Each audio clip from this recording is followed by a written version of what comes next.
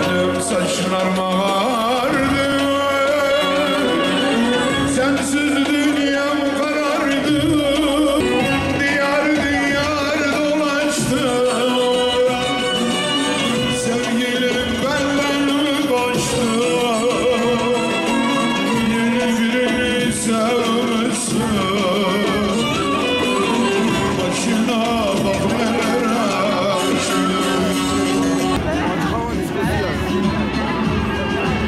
Olurum sana, bekarın yedi cana, kurban olurum sana. Gider söylerim anama, seni istersin bana. Gider söylerim anama, seni istersin bana. Şimdi gidelim biz gel o, hem gidiyorum hem gel o.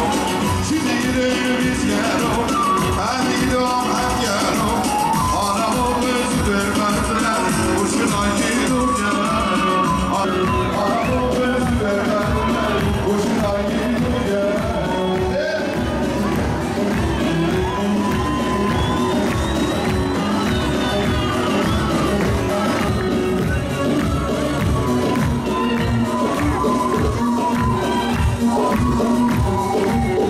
Kesinlikle aykırı olduğunu düşünüyorum.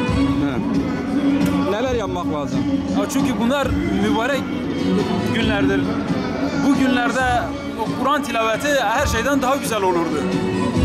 Bilhassa Kur'an tilaveti olmazsa da ilahi gruplarının çağrılması biraz yine yani günlere uyardı. Fakat bu şekilde müziklerin çalınması doğru değil. Katılmıyoruz yani.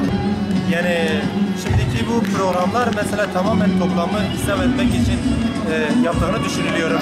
Yani tabii yapılabilir ama İslami bir çerçeve içinde yapılabilir. Ondan sonra ahlaken bizim toplumumuzda bu tür şeylerin geliştirilmesinin tek nedeni olduğunu düşünüyorum. Bu da toplumu ahlaki bir çöküntüye yakınlaştırmak olduğunu düşünüyorum. Bu tür programların İslam'ın ruhuna aykırı olduğunu düşünüyor musunuz? Evet düşünüyorum. Çünkü yani İslam'la bir alakası yok.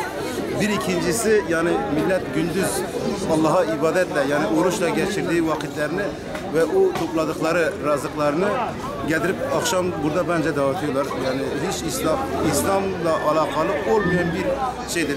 Bir kere bir ilahi söylense deriz ki her neyse. Kadın erkek ayrı olursa biz deriz ki neyse doğrudur. Güzel bir şeydir. Ama böyle bir ortamı görüyorsunuz. Yani rezalet.